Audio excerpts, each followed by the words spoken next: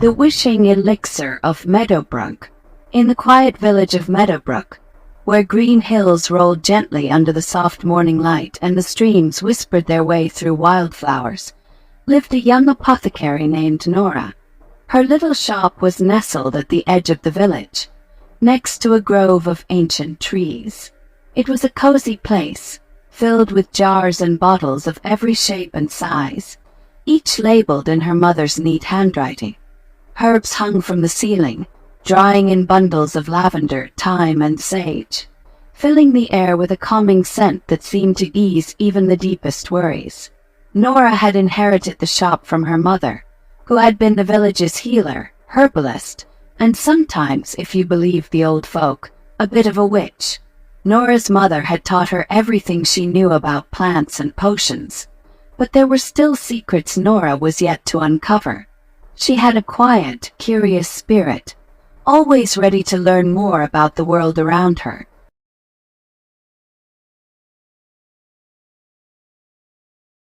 One evening, as the sun dipped below the hills and painted the sky with gentle shades of pink and purple, Nora decided to tidy up her mother's old things in the back room of the shop. She came across a chest she had never noticed before, tucked away behind a shelf of dusty books. The chest was covered in dust, its hinges a bit rusty, as if it had been left unopened for a very long time. With a soft smile of curiosity, Nora knelt down and opened the chest. Inside, she found a bundle of parchment tied with a faded green ribbon. As she carefully untied it, she noticed the writing was in her mother's delicate handwriting. The paper looked old, as if it held secrets from a time long past. She began to read and felt a thrill run down her spine. The parchment contained a recipe titled, "The Wishing Elixir." According to her mother's notes, anyone who drank this elixir would be granted one true wish. Nora had heard her mother tell tales of wishes and magic when she was a child, but this seemed different.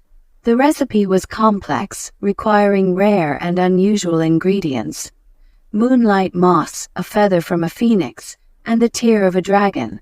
Each ingredient was marked with warnings and careful instructions, as if to say, "Take care, for magic always comes at a cost." Nora couldn't help but wonder what kind of magic her mother had been involved in. She closed her eyes, breathing in slowly, letting her mind quiet. "Let curiosity rest for now," she told herself. "There's always time to learn." Just as she was putting the parchment back, she heard a soft knock at the door.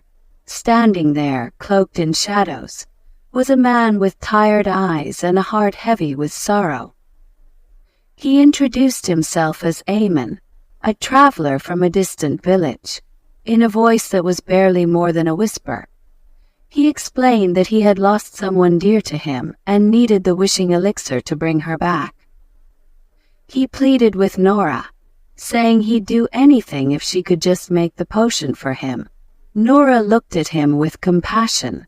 She could see the sadness etched in his face and the desperation in his voice.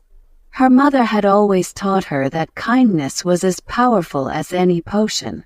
"Perhaps I can help you," she said softly, though the thought of making the wishing elixir filled her with a quiet fear. That night, after Eamon had left, Nora lay in bed, her mind filled with thoughts of the elixir and its promise of magic. She closed her eyes, taking a deep breath, letting her body sink into the warmth of her blankets. "Breathe in deeply, and breathe out slowly," she murmured, letting each breath calm her. She imagined herself floating on a gentle river, with the stars twinkling above, and soon drifted off to sleep. The next morning, she awoke with a sense of calm determination. She gathered her supplies and set out to find the ingredients. Her first stop was the village forest, where she hoped to find moonlight moss, a rare plant that only grew in the deepest parts of the woods and glowed with a silvery light under the moon. As Nora ventured into the forest, she let the sounds of nature fill her heart: the rustle of leaves, the gentle birdsong, the soft crunch of twigs beneath her feet. Feel the earth beneath you, grounded and steady, she reminded herself. After hours of searching, she came upon a small patch of moss that glowed faintly in the shadows. She knelt down, carefully gathering it, feeling a deep gratitude for this first gift of the forest. "Thank you for your light," she whispered. With the moonlight moss safely tucked away, Nora continued her journey to find a phoenix feather. She had heard stories of a wise old man who lived by the river and kept a single phoenix as his companion. When she arrived at his cabin, the old man was kind, though he looked at her with a knowing smile, as if he could sense her quest. The old man invited her in and introduced her to the phoenix, a bird of brilliant colors, its feathers gleaming like flames in the sun. Nora watched, entranced, as the phoenix preened itself, its movements graceful and full of life. With a soft laugh, the old man plucked a feather from the bird and handed it to her. "May it bring you light in the darkest times," he said with a gentle nod. Thanking him, Nora made her way back to the village. But her journey was not yet over. The final ingredient was the tear of a dragon, a creature of legend that few had ever seen. She remembered a tale her mother had once told her, about a dragon who lived in a hidden valley, guarding a crystal-clear lake. She set off, feeling the weight of the potion's magic growing heavier with each step. When she reached the valley, the air was thick with silence, as if the world itself held its breath. And there, by the lake, lay a great dragon, its scales shimmering in the sunlight. Nora approached with quiet respect, bowing her head. She told the dragon of her quest, of the man who needed the elixir, and of her hope to help him. The dragon looked at her with eyes that held centuries of wisdom.